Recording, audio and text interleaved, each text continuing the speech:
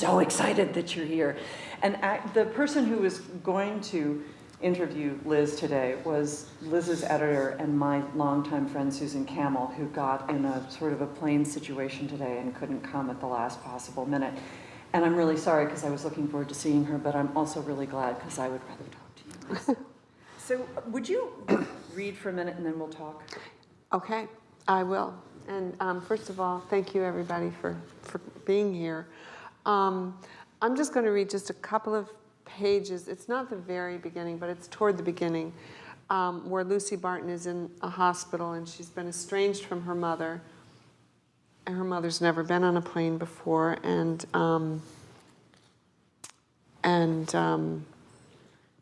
she looks up. Lucy looks up, and her mother's sitting at the foot of the bed. So I'm just going to have a little bit of the conversation that they start with. Was it scary getting a taxi, Mom? She hesitated, and I felt that I saw the terror that must have visited her when she stepped off the plane. But she said, I have a tongue in my head, and I used it. After a moment, I said, I'm really glad you're here. She smiled quickly and looked toward the window. This was the middle of the 1980s, before cell phones, and when the beige telephone next to my bed rang, and it was my husband, my mother could tell, I'm sure, by the pitiful way I said hi, as though ready to weep, my mother would quietly rise from her chair and leave the room. I suppose during those times she found food in the cafeteria or called my father from a payphone down the hall, since I never saw her eat. And since I assumed my father wondered over her safety, there was no problem, as far as I understood it, between them. And after I had spoken to each child, kissing the phone mouthpiece a dozen times, then lying back onto the pillow and closing my eyes, my mother would slip back into the room, for when I opened my eyes, she would be there. That first day, we spoke of my brother, the eldest of us 3 siblings, who, unmarried, lived at home with my parents, though he was 36, and of my older sister, who was 34, and who lived 10 miles from my parents, with 5 children and a husband. I asked if my brother had a job. He has no job, my mother said. He spends the night with any animal that will be killed the next day. I asked her what she had said, and she repeated what she had said. She added, he goes into the Petersons' barn and he sleeps next to the pigs that will be taken to slaughter. I was surprised to hear this, and I said so, and my mother shrugged. Then my mother and I talked about the nurses. My mother named them right away. Cookie, for the skinny one who was crispy in her affect. Toothache, for the woebegone older one. Serious child, for the Indian woman we both liked. But I was tired, and so my mother started telling me stories of people she had known years before. She talked in a way I didn't remember, as though a pressure of feeling and words and observations had been stuffed down inside her for years, and her voice was breathy and unself-conscious. Sometimes I dozed off, and when I woke, I would beg her to talk again. But she said, oh, Wizzledee, you need your rest. I am resting. Please, Mom, tell me something. Tell me anything. Tell me about Kathy Nicely. I always loved her name. Oh, yes, my mother said, Kathy Nicely. Goodness, she came to a bad end. Thank you. This book is going to debut on the New York Times list in the #1 position, which is so exciting and so well-deserved. Yeah. Everything about this is a thrill. All right, so this is not my first question, but when you were reading that part, it's the thing I always think about. How do you write a book with cell phones? Do you feel this need to set this book in a time before cell phones and easy communication with people? Because that's such a plot killer. Exactly. I did. I started it with it in that time period. And then I realized, oh, all right, I'm just going to have to say, this was in the 1980s and there were no cell phones. I'll just say it. So I said it. I mean, I had Lucy say it. But I'm trying to remember in the Burgess Boys, when was that? Did they have cell phones? They did have cell phones, They did yes. have cell phones. Yes. Okay. Yeah. But hopefully they were just turned off some of the time. I find it such a problem when people have full access to one another and all information to move plots forward. Right. Right. I remember in the Burgess Boys, Bob kept his cell phone on his chest in the last scene in case his brother needed him. He kept it on vibrate, and it didn't vibrate. Okay, so you made something beautiful out of the cell phone thing. And what year does Olive Kittredge end? Does it end in a pre-cell phone world? Does she ever No, get a I mean phone? it goes. See, through, if I'd had more time, I would have done my no, it's homework okay. to see who It had goes the through cell phone. 9/11. Okay. But she doesn't have a cell phone. She's just not the type. Olive's not going to have Yeah. a cell phone. Yeah, that's What true. would she do with a cell What phone? would she do with the cell phone? Okay, this is And her son even says when she comes to New York, "Why can't you get a cell phone like everyone else?" And she doesn't say anything, which is amazing. Okay, so this is my first question, Okay. and this is the question that really we could just throw everything away and only talk about this question. My favorite sentence is in the book is when Lucy is talking about staying at school, and she says, "That was when I learned that work gets done if you simply do it." Which, when I read this book months and months ago, I wrote that down, and I thought that's really all you ever need to say to anyone about anything. Right. Right. When did you discover that in your own life? Not Right. talking about the character or anything, and then talk about it in terms of the character, but talk about that sentence just in terms of your life. I remember writing that sentence. I don't remember writing every sentence, but I remember writing that sentence. And I'm not sure where it came from. I think it just came from an understanding at my age that work gets done if you just do it. I remember we had a neighbor years ago, and he painted his apartment. And I said, "Wow, you painted your apartment?" He said, "There's no magic to it." And I realized he's right. He's absolutely right. And so it was that kind of thing. You just do it. I was thinking it would be so great to start an MFA program, and people would come, and then you would just say to them, "Work gets done if you just do it," and Right. then they could all go back. They could go back And they home. would save all of that money they'd in save so much money. 2 years of their life. Yeah, a lot of them probably wouldn't do it. And that's okay. Why do it if you don't need to? And why encourage more people to do this? But is writing a tortured thing for you, or are you somebody who can say, I'm just going to sit down and do it? I just do it. I just sit down and do it. It's my job. It's my vocation. It's what I do. It's what I've always done. And I just do it. And it's like any other job. There are good days and there are bad days. And the bad days sometimes can be really bad. You get just so frustrated because I can feel that I'm not getting the sentence into the crevice that I need to get it into. And that's a very frustrating feeling. But, it passes, like most things. And then, so it's not torture for me to write. What did you do before? What did you do to make money before you made money doing this? I did everything, actually. I did, you name it, I did it. I was a waitress. I was a cocktail waitress. I was a secretary. I worked in a department store. I was a lawyer for 6 months. I remember there was something, but that's what it was. Yeah. I love that. I was a cocktail waitress. I worked in a department store. I was a lawyer. Yeah. Because usually you don't Yeah. hear those in one sentence Right. with equal weight. Yeah. They were all equally dreadful, actually. So you really only worked as a lawyer for 6 months? Yes, I really did. Did you have a lot of debt? I had a little bit of debt. I didn't have nearly the debt that they have these days. Okay. I did have some debt, and I was able to pay it off rather early on.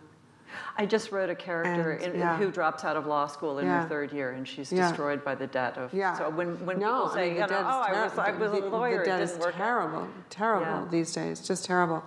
No, I was an awful lawyer. What kind of awful lawyer were you? Well, We're going to get back to the book, but I find this so interesting. I was the kind of lawyer I wanted to be if I wanted to be a lawyer. I worked at Legal Aid in Syracuse, and I was in charge of what they then referred to as the developmentally disabled unit. And so I believed in my work, is what I'm saying. And I had clients, and I would, have to go in front of administrative law judges and fight for their rights, and I was just awful. I was awful at it, and I felt terrible about it.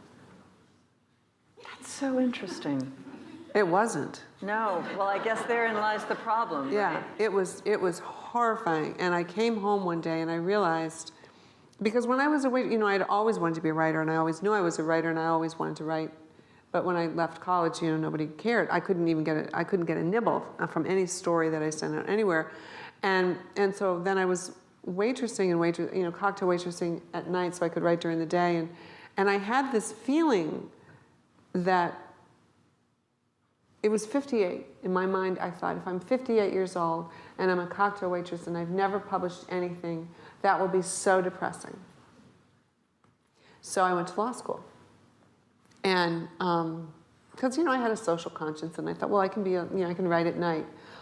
So misinformed. It was just such a, anyway, so I went to law school, and I dropped out, and I went back, and I failed the bar, and I passed the bar, and all that foolishness. And then I was finally a lawyer. And I was just so bad at it. And I remember coming home and standing in the backyard and thinking to myself, okay, I can probably be a bad lawyer for the rest of my life, or I can just go for it. And I was thinking about dying, and I thought, if I die, when I die, if I have been a 58-year-old cocktail waitress, unpublished, that sounds pretty dignified to me, I thought. And so is that when you wrote Amy and Isabel? No, it took me about 20 more years to write that. But I made that decision that I was going for it. It didn't take you 20 more years. Is that possible? Well, let's see. I was 27. I was 43. No, it wasn't. It was whatever 43 minus 27 is. 14. 14? Is it 14? Whatever. It took me that long. Okay. All right. Yeah. I have to put my glasses on because I can't read my own handwriting, and I scrawled this on the top of the paper. All right, this is another sentence I wanted to talk to you about, and this is when Lucy is taking a writing class with the character Sarah Payne, who is Right. wonderful. And it says, after that, Sarah talked a lot to the class about judging people and about coming to the page without judgment. Yeah.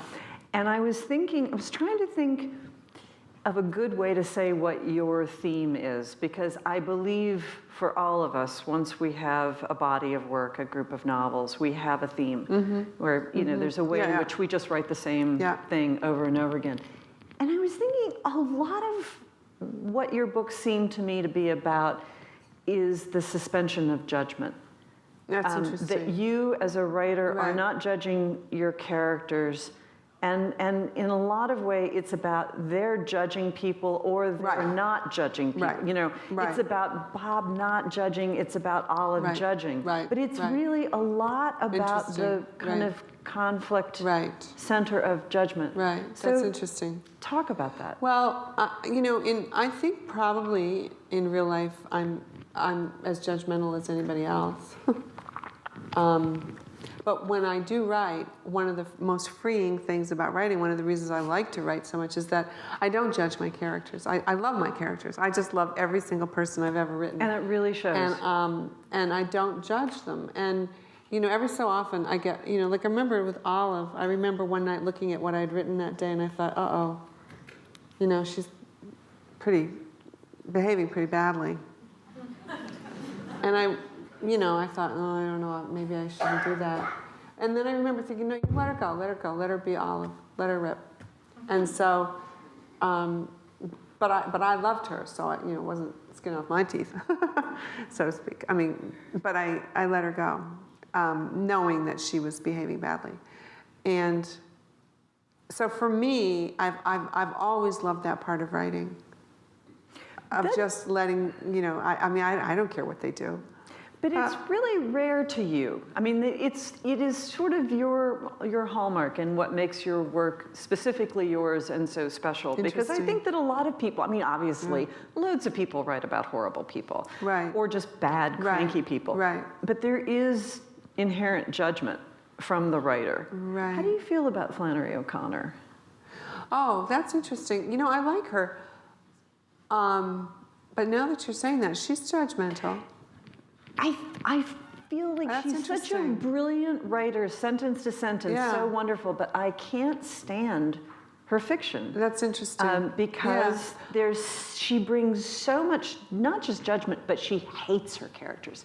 She hates the people that she writes Sometimes she about. does. You're right. You're And it right. really, That's interesting. It bugs That's very me. interesting because I do like her, and yet I understand now why I don't pick her book up all the time, like I do others.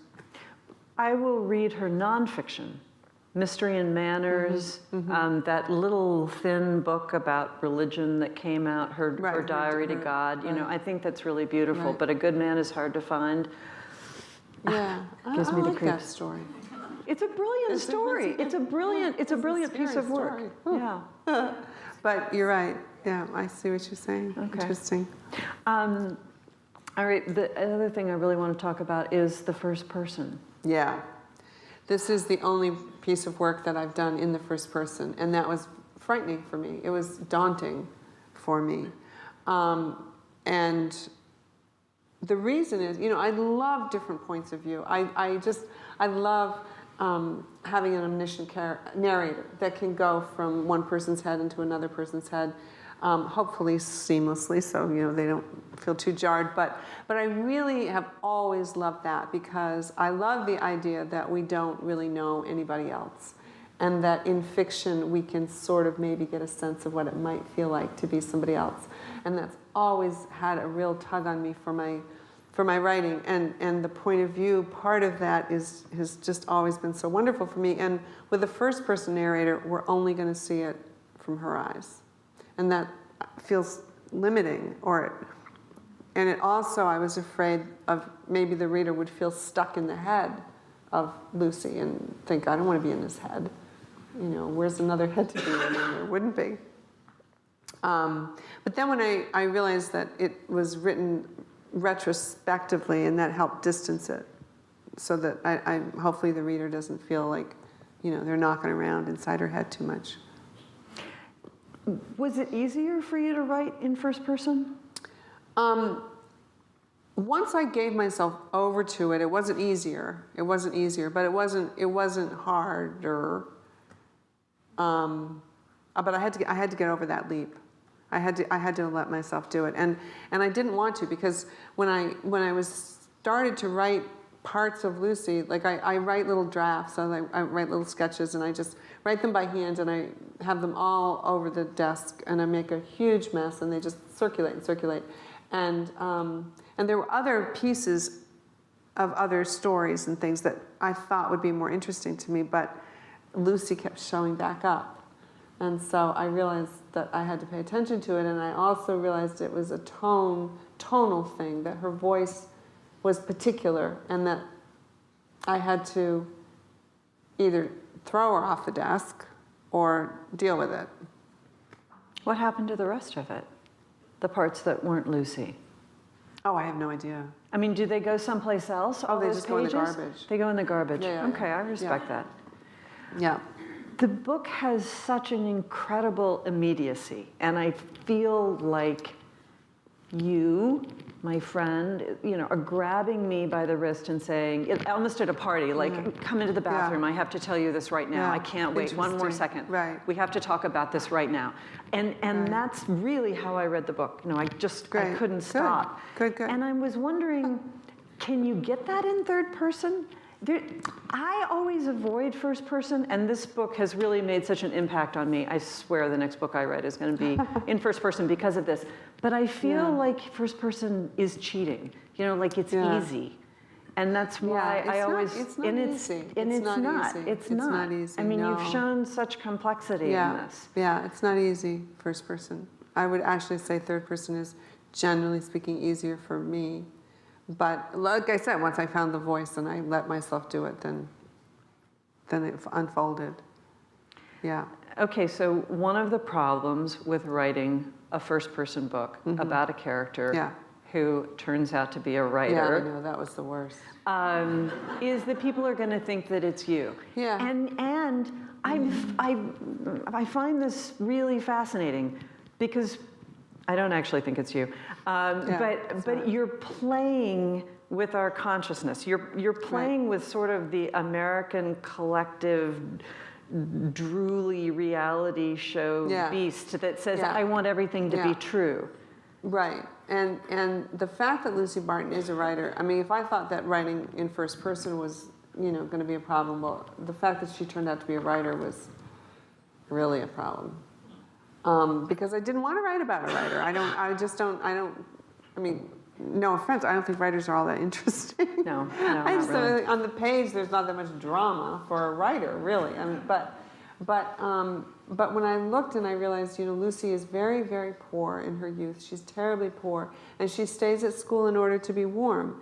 And not only does she learn that work gets done when you do it, but she begins to read. And when I looked over my notes, or not notes, but scraps of drafts, and I realized that I had written the books, she writes, the books brought me things. They made me feel less alone. And that's when I realized, okay. All right, Lucy's going to be a writer.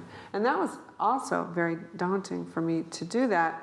But I did. and I went for it. And you're dealing with it, and it's all fine. Yeah. Dealing with what? People thinking. Yeah. Yeah. I don't know. Do you care about that sort of thing? At first I sort of did, but I don't know. I don't really actually care.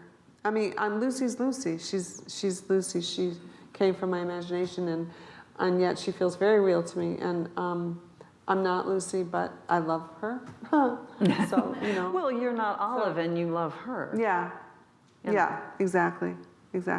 Did you? Were there books like this? By which I mean that sort of very direct address, short, first-person novels. Were there books that you read? Well, when I finished this book, the first thing I did was I read The Good Soldier again, which I hadn't read since I was in college. Oh yeah, I read that recently again for. I had read. I think I read that 3 times. Why? I don't know. Yeah. I don't know. Because it wasn't everything I was remembering that it was. Exactly. It's good. Exactly. You should read The Good Soldier. Yeah, but that's so interesting that you reread. Yeah, I read that a few years ago.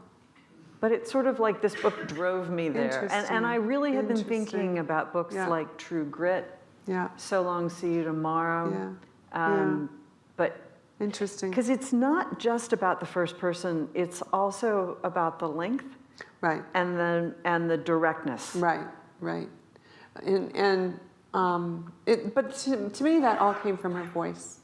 It's all the sound of it. For me, it was the sound of her voice that I realized was going to convey the story to the reader, and I had to listen and get the sound of her voice right. And when I could do that, then it unfolded.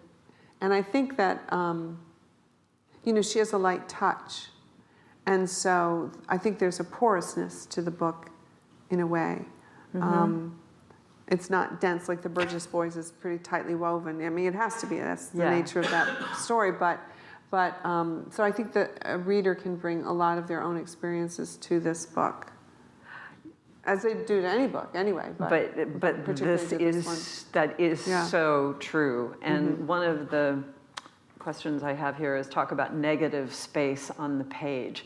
We know what it means in art, but this book is so much about white space and about what's left out. And there are 2 sentences that I wrote down. One was she's having a conversation with her mother, and her mother says something that really surprises her. And she said, "I felt the hot, cold shock that comes from being struck without warning." So you never talk about her being struck. But in that sentence, that's as much as you tell us about physical violence in her life. And then the other one that I just love, when she says, "Oh, corn of my youth, you were my friend." She's looking at a field of corn just coming up. "Oh, corn of my youth, you were my friend." You don't need to say anything else about her loneliness except that. Yeah. That's a tremendous use of white space and of breath and room and letting the reader come in. Did you read Jackie Woodson's book, Brown Girl Dreaming? No. I'll get that for you tonight when we're at the store. Okay. Brown Girl Dreaming, friends. Amazing, amazing book. It's a middle school book. Oh, nice. But it's so lovely. it's astonishing the way she Yeah.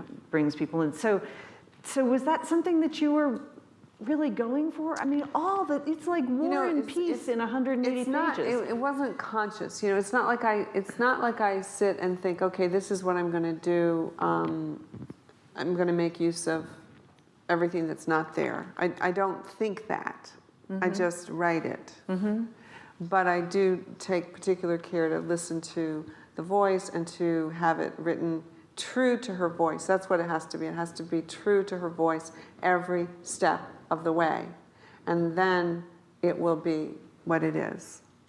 Is there a difference, and I think for me there is, in being true to the character, which you are in third person, and true to the voice, which you are in first person? Right. Well, in first person, it is the voice. It is the voice. I mean, in third person, you have the narrative voice, so you have the narration that has its own sound, which will bring you the story. But in first person, it's just absolutely direct. It's right there with the character is the voice. And I feel like in third person, it's kind of you're the narration in a way. You're the sensibility. You're the God. Right. Exactly. But in the first person, you're really tapping into that character. Yeah. At the beginning of the Burgess Boys, there's a mother and a daughter having a conversation. That seem in the sort of rhythm of the conversation like Lucy and her mother. And I was wondering if there was any part of you that wrote that and thought, oh, that's good. I'd like to do a whole book like that. It's the prologue of the Burgess Boys, and most people forget that it's there by the end of the book, which is fine. But I wrote that just one day as an exercise, kind of, and I wasn't at all sure that I would use it.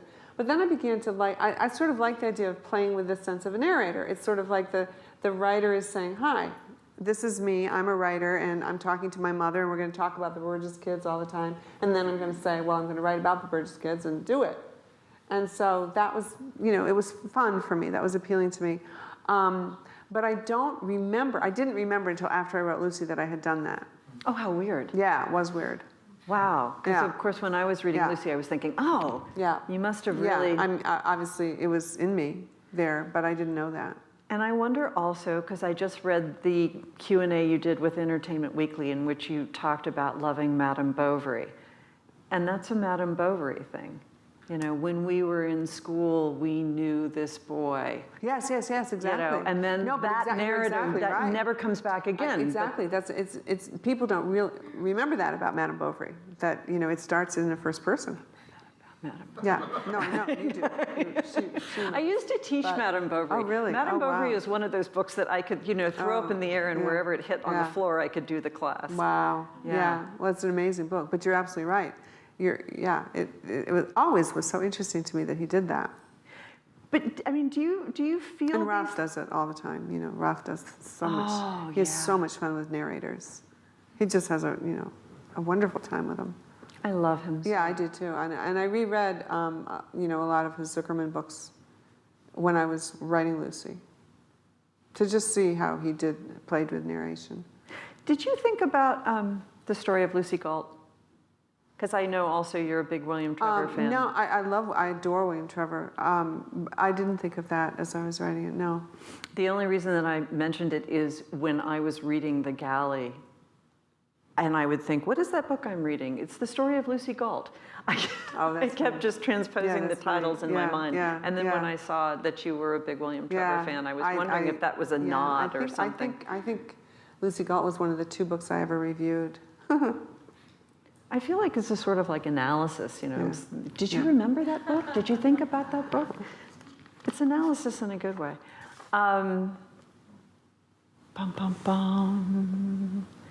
Okay, these are the things that are on the first 4 pages, and I have a feeling I know what you're going to say. She looks out the hospital window onto the sidewalk and feels this sense of gratitude because she knows that someday that she'll be on the sidewalk and that she'll have that gratitude.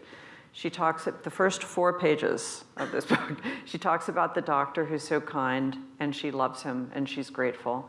She talks about the friend with no children. She talks about her husband who is very, very busy and can't come and visit her and is afraid of the hospital.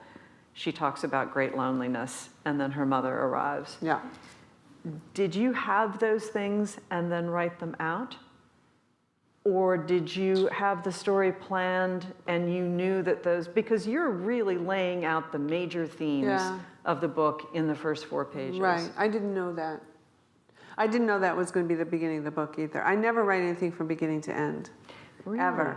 I don't write anything from beginning to end. I always do. Every single thing, linear. Yeah. That's great. I just can't. I just don't. I just keep making a mess. I just keep writing these little things and I just keep moving them around. And I didn't know that that would be the beginning of the story. And I can't write anything from beginning to end. I really don't. And I mean, the last page of Olive, I wrote maybe halfway through putting that book together, I wrote that last page. And I hadn't even written the story that the last page was of. And I didn't lose it. Thank God. Because it's a really good last page. It's a really good last page. It's really soul-crushing and beautiful. I wrote that last one and I thought, wait a minute, the end is somewhere here. Where is it? Oh my God. So that's how I work. I don't really understand it, but that's how I work. So I didn't know that I was going to start there, and I didn't know that I was laying everything out there. So even now, are you writing little things that you don't know where they're going to land? Yeah, that's just all I do. And then at what point do you think, okay, this is a book, and I'm going to start shaping the direction? Well, there's the long period of the messiness. There's a very long period of the messy desk, messy table. Like a long period. And like then, 20 years? Like after law school? Yeah. Oh, God, yes. But eventually, then I do, eventually, if I write from some true spot in myself, if I write from something truthful and transpose it onto a character or whatever, then the pieces will begin to have some kind of pressure beneath the sentences. There will be some buoyancy. There'll be some life to them. And that's why I don't worry about plot, because plot will show itself if I'm writing from a truthful place and doing it again and again and making it all a mess, then they will eventually connect. This is what I have found to be true. Do you ever think in terms of doing something that is frightening to you or something that will be harder because you haven't done it before? No. You don't think in this, No. I don't. That's nice. That's nice. I guess. Very healthy. I mean, I don't know if it is, but I don't think in those terms. I just make the mess. And all that other stuff. I mean, does it really go in the trash, or do you have? Oh, it really goes in the trash. Are there like Liz Strout archives? Please, no, trash. University of Texas at Houston's going to buy your papers? No, never. It just gets thrown away. And I don't mind throwing it away. People say, well, do you ever, think that maybe you could have used it? But I don't think so, because it didn't end up at the front of the table. I don't worry about it. Do some of those things then turn into stories these days? Short stories? Maybe. I'm not sure. Okay, all right. Yeah. Do you write any nonfiction? The little bit of nonfiction that I have written, I wish I had never written. And I don't plan on writing anymore. I don't like to write nonfiction. You don't ever take a magazine assignment or that sort of thing? Well, I did once in a while in the past when I felt that I had to, but boy, I don't like to. I don't like it at all. All for fiction? Yeah. Okay. Because, that really is me. Right. Ugh. I mean, so is my fiction. But, we get to pretend. Let me ask you, and then we'll start taking this out to the audience, about HBO and all of Kittredge, because I imagine that would be the first question if I said, let's open it up to questions now. So I'll spare you the trouble. How was that for you? Was that fun? Well, it was great. I mean, I didn't have much to do with it, but it was. First of all, I thought they did a wonderful job. Thank God. Because when I saw it, I thought, oh, this is great. And then I realized, oh my God, it might not have been. It hadn't really occurred to me. Why hadn't it occurred to me? I don't know. But I was just so pleased. I was so pleased.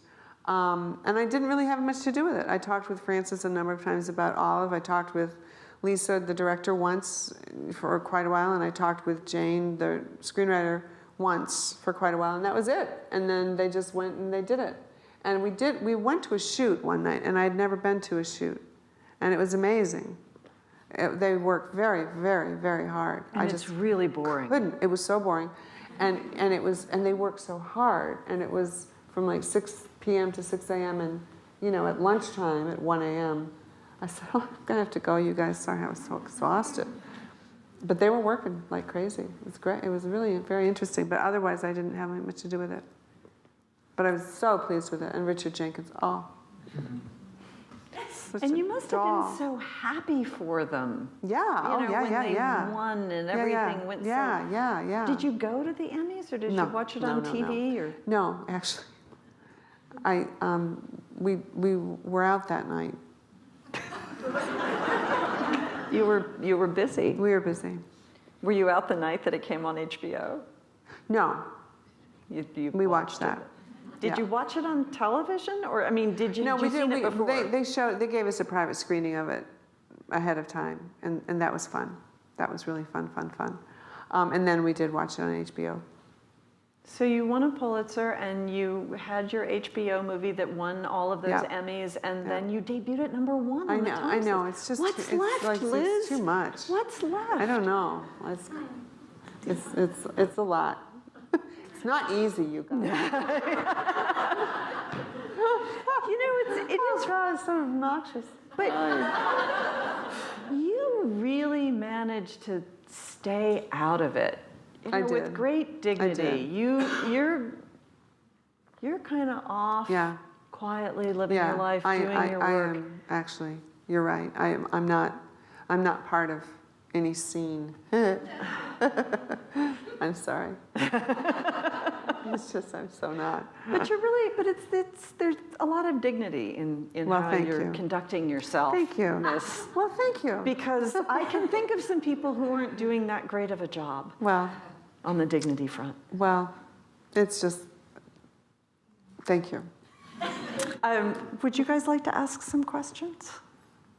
Just to make it sort of a group event? Karen. So we're talking about these notes that you put in the waistband. Well, what about the notes on Lucy that you kept on the desk all this time? Why did you keep those, and why didn't they go in the waistband? Exactly. I've wondered that. I really have wondered that. Because I thought that was what was going to happen. And I think the reason it didn't happen, honestly, truthfully, I don't know. But let's pretend I do know. And I think that I do think her voice got to me. And that's why. That's why she kept showing up. And that's why she won me over. Thank you. Yeah. So I don't know. I don't even remember the other ones that went in the garbage now. It's the way life works. Yeah. Yes. So you mentioned that you don't start writing from the beginning. So Right. Where did your story start then? Oh, that's a good question. Right. Also with Olive, I'd be interested to know Well, what with the Olive, beginning was for you. I can remember the very first time Olive came to me. I can remember I was in the kitchen and I was loading the dishwasher and I had this image of this large woman. She just showed up. It was fabulous. This large woman standing by the picnic table at her son's wedding, and I could hear inside herself saying, "It's high time everybody goes home." And I thought, oh my God, and I went right down, I wrote that right down, and that was how Olive showed up. And I do remember that. The very first time she showed up, but I don't remember what scene Lucy first appeared in, but I think it was one with her mother. I think it was in the hospital with her mother. But I'm not sure, but I think so. One of those many different scenes. Yeah. Claudia? Sorry. Did you, what? Oh.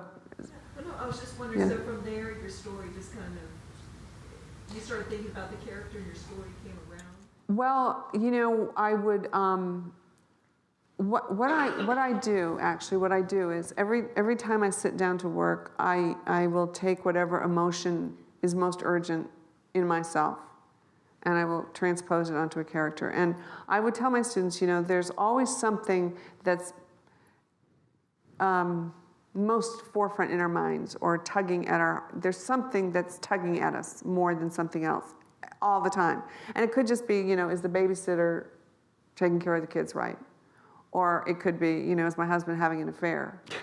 Or With the babysitter. With the babysitter. Right. Or it could be, you know, where am I going to get the money for that? Or it could be, you know, oh man, I hope I remember to buy the milk. I mean, something is always the most in our mind. And if I can take that and transpose it, make it something completely different, but use that energy of that, that's what I've learned over the years to do. And then I will, you know, I'll make Lucy feel something that, you know, comes from that. You see what I'm saying? And then, or her mother or something. And then I'll just keep collecting them and collecting them and collecting them. And then it will show itself eventually.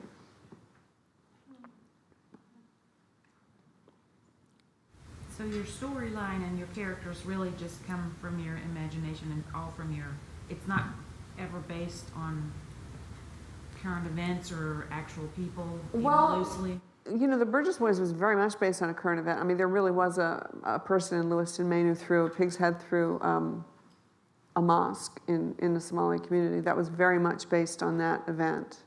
I fictionalized, I made it completely up, but I was very interested in that and did tons of research about the Somali community and about that situation and all that kind of stuff. So I do, you know, I will use, but, you know, I will use anything that comes my way.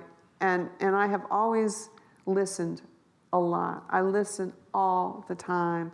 And as Jim Burgess says, you know, people are always telling you who they are.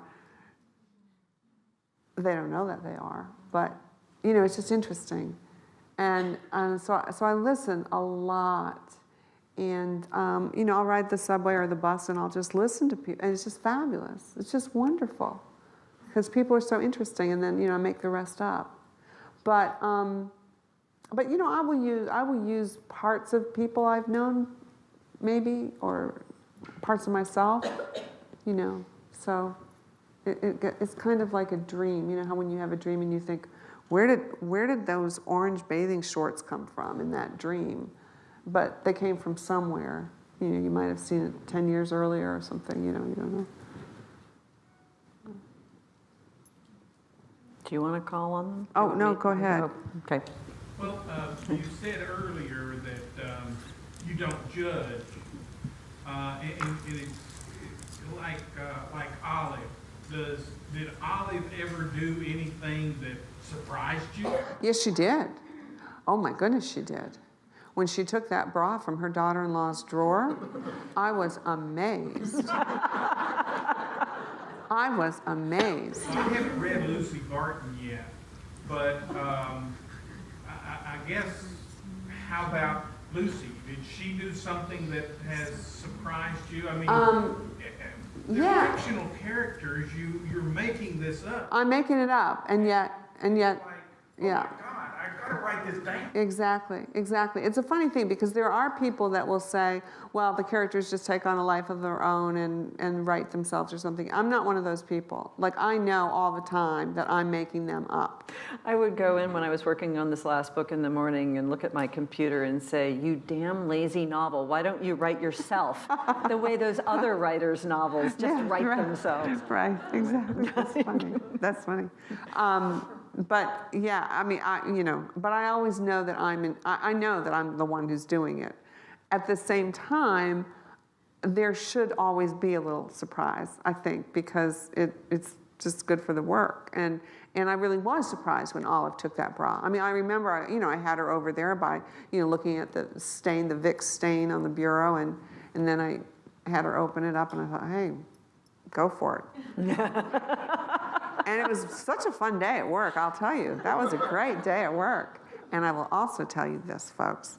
there are so many people that come up to me and they go, "How did you know?" Just telling you. Seriously? Just telling you. Wow. Yes. Anyway. So I wanted to ask, we've decided it might have been like 16 years or something that you worked. Yeah. So what was that journey like, and what was the turning point? You know, it was a long, long haul, and I just kept writing and writing, and I got a few stories published here and there, but it was a really long haul, and I began to understand that there was something that was not working in my work. I thought, why, you know, I'm working at this so hard, why is it not happening? And I thought to myself, there must be something untruthful about what I'm doing, because it just seemed to me that I wasn't telling the truth. And I thought I was telling the truth, but I got fixated on the idea that there must be something I wasn't being truthful about. And so I took a stand-up comedy class. It almost killed me, it really did. But I took it because I thought to myself, we laugh at things because they're true. That was my theory. And so I thought, what would happen if I was, you know, in front of people and I was in a pressure cooker situation and I was supposed to make them laugh? What would come out of my mouth? That's what I was interested in it. So I took this class. It was so frightening. It was just terrifying. But I stuck it out, and then I had to perform for the final exam at a comedy club in New York City. Oh my God, that was so frightening. But I did it, and it worked. My instinct was right, because what happened as I did this for however many weeks it was, 13, 14-week course, I began to realize that I was making jokes about myself as being an uptight New England woman. And honest to God, I didn't know I was from New England. I mean, I just didn't know it, because I was so from New England. I didn't know I was from New England. Do you see what I mean? I just didn't get it. And so then I began to realize, okay, so I'm from New England. And then I had all these jokes about hair, which I just am too embarrassed to go into, but I did have hair issues.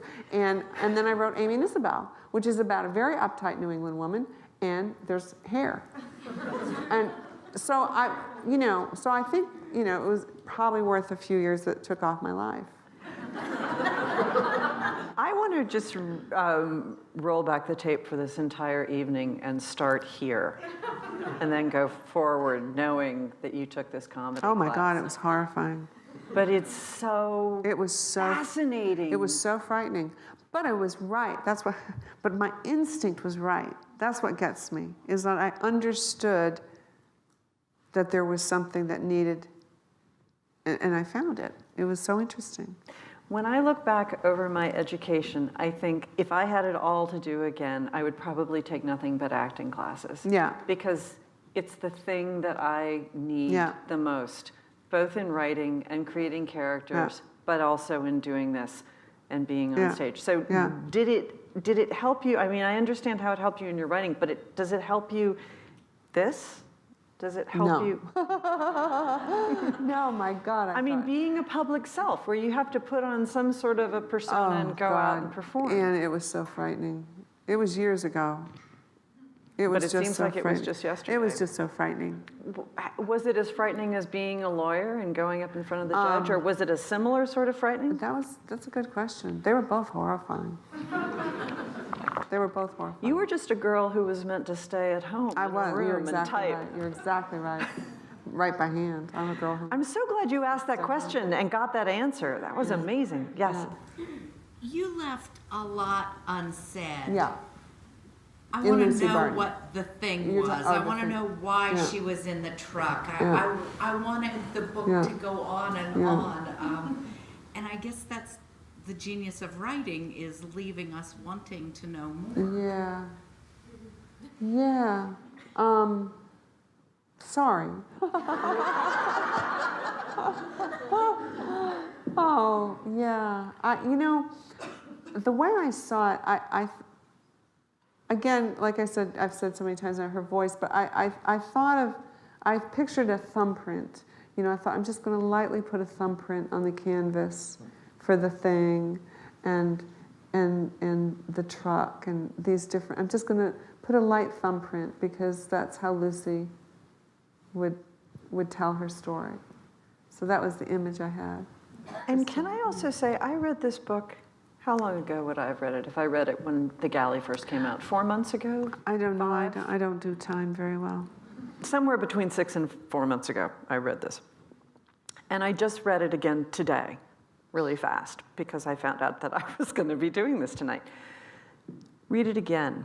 Wait, give yourself some time, read it again, because a lot of those things seemed clear to me. And those sentences that I read, you know, about the cornfield, and I just thought, I made a lot of connections that I didn't make the first time. And there are not very many books there are books that I love passionately, but I would never say, oh, read this again. Because really, if you didn't get it the first time, you know. But read this one later. Yeah. Yes? Is there anything bad about winning a Pulitzer Prize? Wait a minute, who asked me that? Where? Oh, there you are. I really like that question. No. I lost a couple friends. That's sad. It's very sad. I lost probably 2 friends. I assume because they were jealous. Wow. And that made me very sad.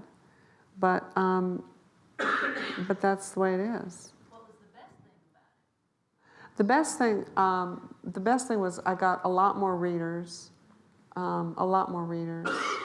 to read Olive, and then to read other stuff. Yeah, and then I met my husband because he came to an event for Olive, and that's when I lost my friend. Yeah, she could take the Pulitzer, she said, but the really she swell said, husband, yeah, that's too she much. said, you won a Pulitzer and you met your husband. It was just too much. She said that. Wow. Anyway. Bye, friend. Whatever. But yeah, no, there's nothing bad about it. Okay, there are 2 of you, so Yes. let's start here and then we'll go there. You first? Well, in talking about the 2 points that were made about putting yourself in a situation where you would tell the truth. Yeah. One of the things about Lucy's voice I love the most are these gentle slips of these doubts that she has about Right. remembering. Right. And I wonder, in connection also with Sarah Payne, who's saying, this writer, whose people say she stays away from you. I'm curious for you, as somebody particularly who didn't work necessarily as a third person or a Right. first person all the time, was that something that you worked with consciously? Right. That's a really good question, and I did. Yes, I did. And the question, as I understand it, she's talking about Lucy will qualify things. She'll say, well, I think that's what happened, but I'm not sure. Is that what you're talking about? And then Sarah Payne, and she feels that Sarah Payne's never quite getting at the truth. So I increasingly saw Lucy as somebody who was interested in the truth. She's very interested in just finding out what's true.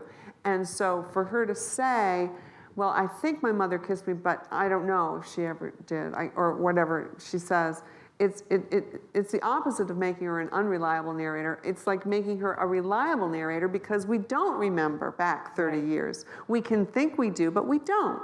And so that was my way of making Lucy be reliable and be really interested in trying to tell the reader the truth. And she does sense that Sarah Payne, who can't ever quite say her name, when she met her, couldn't quite say her name, is always staying away from something. And so by the final culmination of the book, I realized, okay, Lucy's going to take agency, and she's going to say, my name is Lucy Barton. Oh, I never thought about that. Yeah, that's why she's doing that, and so she's being as honest as she can be. It gives me goosebumps. Yeah. Second person in that area, yes. I'm really curious to know about your process of throwing things away and how that developed when you were younger. And maybe did you have like a mediocre pile that you kept? Well, I think probably most of the pile's mediocre, actually, all the time, frankly. I did write, when I was very young, I was always writing. I was always writing in notebooks, and my mother gave me notebooks, and she'd say, write down what you did today, write down what you saw today. So I just always writing, always writing stuff. And so in a way, it was never very precious to me. I mean, I was very, I knew I was a writer, but because I wrote so much, it wasn't like, oh, well, this is my work, and, it would just fly around. And it still does. And so, yes, I think a lot of it was mediocre for a very long time, and I think a lot of it remains mediocre even now. What's piled on my table is not particularly great, but there might be a little paragraph in there somewhere that will help me. Do you ever include anybody else in the process of figuring out what's great and what's mediocre? No, I don't, because I think that I have to work on something, and I can't talk about it. I just have to be. There's a pressure that builds. There's a pressure that builds, and it's a very private kind of thing that happens. And so, if I talk about it, then the pressure is leaked. And what I do is I have one reader, and this book is dedicated to her. Oh, that's nice. I've had her for 32 years, and when I have enough of a manuscript that I no longer know what to do with, then I will give it to her, and she's my one reader, and she'd give it back to me with her little notes. Is she your friend, or are you? Yeah, she's a wonderful friend. But we really started off as readers for many years, and of course we became very close. But even now, I'm resistant when she sends it back, and I'll think, that's not right. And then of course, I'll think, oh, well, she's made a good point. Yeah. So but it's pretty private. That's for a great me. relationship. Yeah. Oh my God. Yeah. This side of the room has something. Yes. So all these little notes, you do longhand? Yes, I do. And then later you type? I do, and then when they get messy enough or long enough that I can't read them, I will type them in, and then have them. But I like the handwritten stuff for as long as I can have it, and then when I do print it out, I'll mess it up again as quickly as I can. I just like mess. It's the truth. I've always liked mess. We have to talk about that. One more question. Yes. Do you have a set time that you write? Do you have a schedule every day, or? I used to have a very strict schedule because I had to, and I don't have to so much anymore. But I do have a schedule, and I do write in the morning, not early. I'm not up at 5 o'clock writing. That's not my schedule at all. But I will write in the morning, and I will write. I'll try and put lunch off as long as I can, because there's something about having lunch that breaks it for me. Mm-hmm. And then maybe later on in the afternoon I'll look at it again and fiddle around a little bit. So that's pretty much my schedule. I've gotten so much out of this. I don't know about you guys, but this has really been such a huge pleasure for me just to hear these things. It's been so much fun. I know a lot of the people in this room, and I know you to be a kind and respectable and calm group of people. So I just want to say she just got off the plane from Seattle and has to work really late and then get up at the crack of dawn to catch a plane. So be super nice to her. And also, let's do everything we can to keep this book at #1 where it belongs. Thank you so much. Thank you so much.